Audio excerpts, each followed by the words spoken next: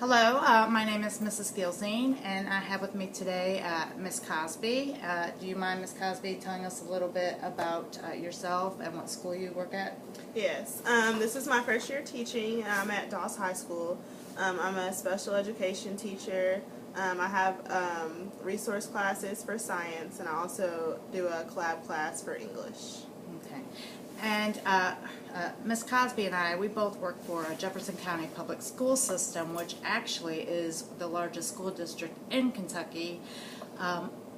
Just in JCPS alone, there are over 8,000 ELL students that speak over 80 different languages. But at Miss Cosby's school alone, they have 130 ELL students, which speak about 19 different languages. So they have a lot of ELL students at your school. So what I was going to ask you is if you could give me a brief overview of the ELL program at Doss. Mm-hmm. So, as for the students that I have in the ELO program, I have one student who he has, so through their schedule, they have 8 classes, and in one of those classes they go to an ELO class, and it's about 10 to 12 of them in there, and in there they kind of work on, strategies that they need in order to be in the general education classroom. And then the teachers there are awesome. So yeah, they're really supportive. Yeah, and I talked to Mr. Belden. He's the ELL teacher, one of the ELL teachers at Doss. They have, I believe, 3 of them, and they also have 2 assistants that kind of help students throughout the day.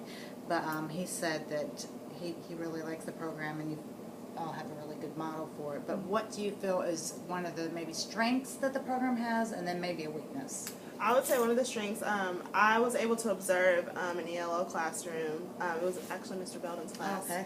And the environment was just so calm, and all the kids were very comfortable with him, and he was very patient with all of them. So I would definitely say our teachers are one of our strengths in our ELO program. And I also talked to another ELO teacher. She's awesome too, and they're just really good with the kids, and the kids respect them, and I think it carries over into their other classrooms as well. Okay, and as far as the weakness then?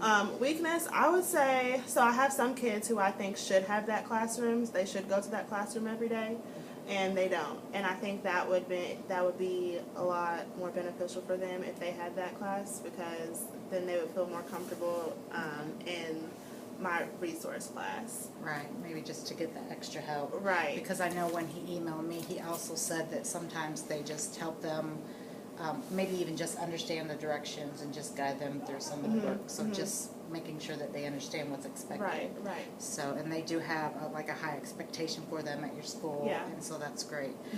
As far as recommendations for your school, or even like in the classroom setting, when you walk in, maybe around the school, just having posters or signs up in different languages. Maybe I was thinking it would be cool, like in a foyer, to have like flags of all the different countries, just to make them feel more welcome and just more culturally responsive. But also, let's see, what else did I put down? In the classrooms, maybe some more materials that are in different language, because I know over 70% of the ELL students speak Spanish, so I know it's hard when some are just very few, but at least in Spanish, since it seems to be like the majority of the students.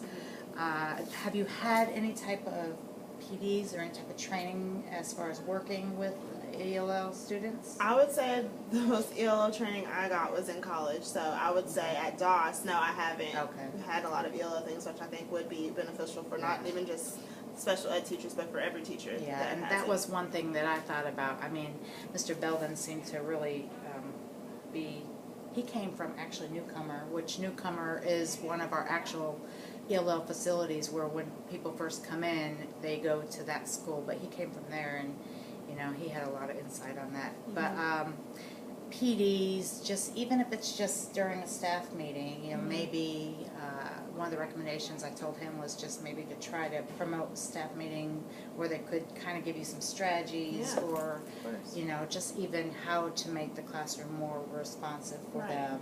Just knowing their background is so important. Just knowing where they came from, their home life, and just that will help guide you in your teaching. Mm-hmm. And also, like, besides that, I also kind of thought maybe, I know he talked about having an international night, and you guys do like a project base. I don't know if it was PBL just, night? yeah. Yeah, Okay. yeah. So, yeah, absolutely. So we have PBL, we have exhibition night for our PBL projects, which is project-based learning.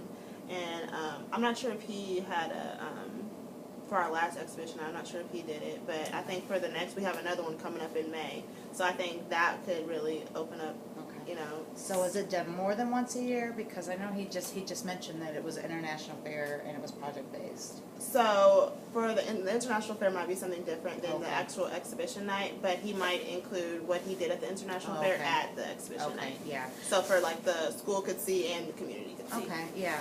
So I was just thinking maybe more ways to bring the community in, especially since there's just like such a vast difference in like languages and culture. Mhm. Maybe have, you know, like a Spanish speaking night where maybe different foods could be coming, Yeah, like yeah. dances, you know, people can, you know, do some demonstrations of dances.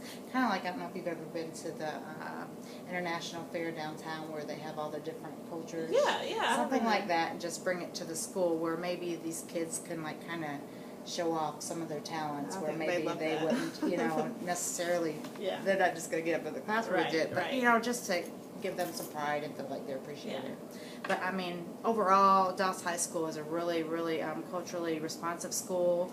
Like she was saying, the staff is great. Mr. Belden's reached out to me multiple times about the program.